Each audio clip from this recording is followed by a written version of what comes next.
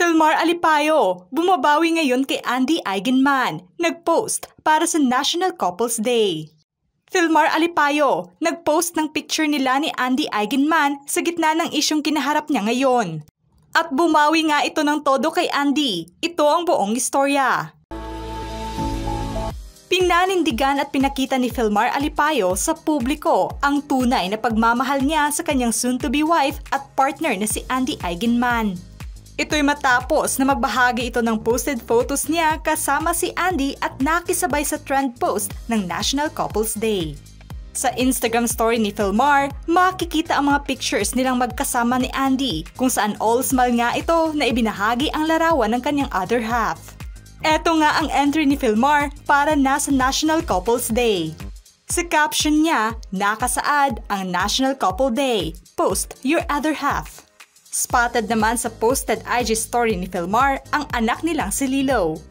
Todo bawi nga si Filmar ngayon at sa mga updates nga nito sa kanyang IG account ay ang pag-repost nito sa post ni Andy. Maging ang family time niya kasama ang bunsong anak nila.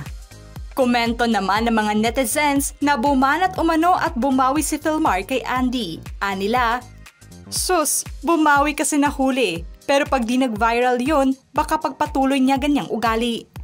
Bumabawi lang, hindi masyadong halata. Filmar, ayusin mo na sa susunod ha, yung di ka nalasing para di ma-issue mga galawan mo." Buti pa to nag-post ng picture pag may nagawang kasalanan. Yung ibang kilala ko, di talaga masuyo. Depensa naman ng iba na hayaan na lang daw ang pagbawi ngayon ni Filmar kay Andy at huwag umanong husgahan ito ng personal. Dahil malinaw naman daw sa viral video na nakainom na ito at nabastos umano ang privacy nito dahil walang permiso ang kumuha ng naturang video. Lalo pa at intensyonal ang pag-edit at paglagay nito ng malisyosong background music na nagresulta sa issue. Mainit-init pa rin hanggang sa ngayon ang isyong kinaharap ni Filmar dahil nasa viral video kasama ang isang babae na inilarawan ng mga netizens na malisyoso at intentional video umano na ibinahagi ng isang babae online.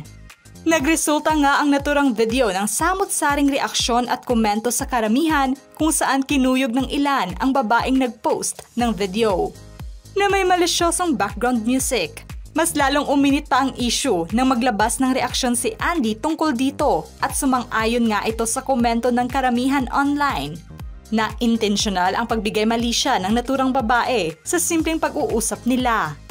Pansin naman sa latest update ni Andy na tila nagkaayos na sila ng kanyang asawa at napag-usapan na ng masinsinan ang naturang eksena. Makikita nga na todo promote ang couple sa surf club nila sa isla ng Siargao na siyang muli nang nagbukas. Makikita nga sa posted photo ni Andy na kasama niya si Filmar at mga staff nila na all smile. Maging ang highlighted picture ni Filmar, mag-isa kasama ang mga anak din nila. Depensa pa ng mga fans ng couple na malinaw naman daw na walang sama ng loob si Andy sa kanyang partner.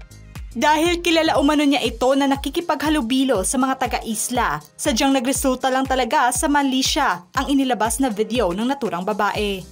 Dahil dito, nasiyahan ang mga taga-suporta ng couple na hindi nag-ugat ang issue sa matinding pag-aaway ng dalawa. Sinaluduhan pa ng mga netizens ang class na pagsagot ni Andy sa naturang viral video at may malawak na pangunawa umano ito na intindihin ang issue. Ano ang masasabi nyo sa banat na pagbawi at panunuyo ni Filmar ngayon kay Andy Eigenman? Just comment below.